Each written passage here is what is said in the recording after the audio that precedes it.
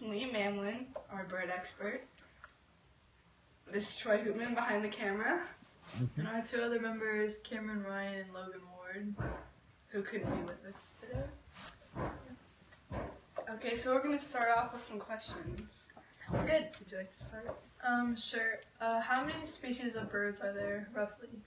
Well, okay, so there are many thousands, about 10,000 have been identified, but there are new discoveries in science all the time, and there are people looking for bird species that have never been discovered or maybe have been described but never seen by scientists. It's hard to imagine here because we can see a lot of things, but believe me, sort of in the jungle, like in New Guinea or in the rainforest down in South America, it can be really dense and we miss things. We haven't seen it all there. And so, yeah, about 10,000 species, but with some extinctions and then some discoveries, that number is not a solid number.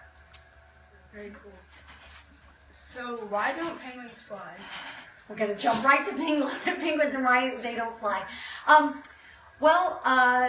So when you are thinking about things in science or in nature, it's easy to kind of get a mind frame that a bird should fly. But that brings a lot of our expectation about animals into the question in the first place.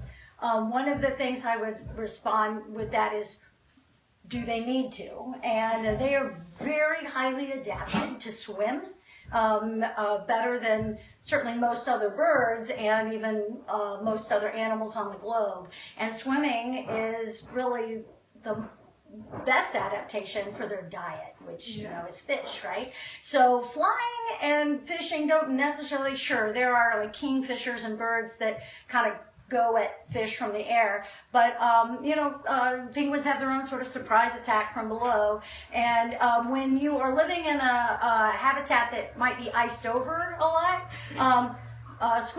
flying and then going for a fish from above doesn't work out so well when there's a big thick layer of ice. So swimming for them is ideal to get the food that they eat.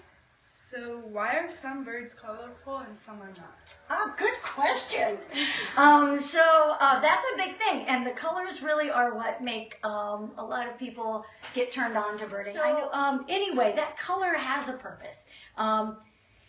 With birds, birds can see color, and it turns out that in most cases it's the males that are so colorful. And right, they are really, they're really just kind of trying to wear all the bling they can come up with and look as just hot as they can, because that is a sign in the animal world, in the animal kingdom, that you're really fit and strong and you have good genes. And so if you are a female bird and you're looking around trying to figure out who you're going to mate with, the most attractive mate is probably going to be the one that looks the most fit, that has the good genes to pass on, right?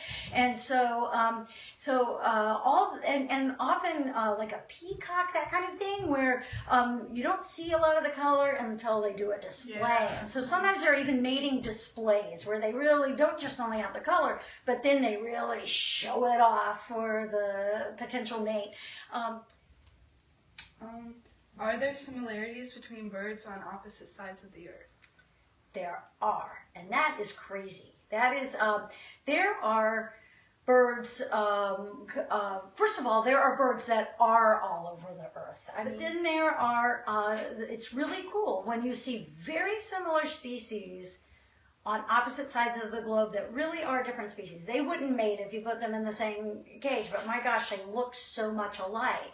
Kingfishers, there's a kind of kingfisher all over the globe, even in, I don't know if you've heard of the kookaburra or ever seen one. That's a kingfisher. It's a big bird.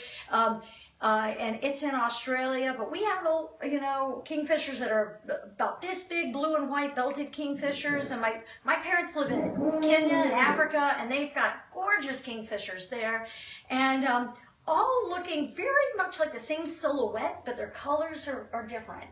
And a lot of this sort of points, biologists and geologists, when they work together, can kind of start to see, you've heard about how the continents used to be kind of all one and then broke apart over time. There was Pangea, and it broke into the separate, all that continental drift. And so that certainly has played a part. There are things like we have, Africa has the ostrich, and there's the emu over, I think emus are in South America, and cassowary in Australia. All these big dinosaur-like land birds.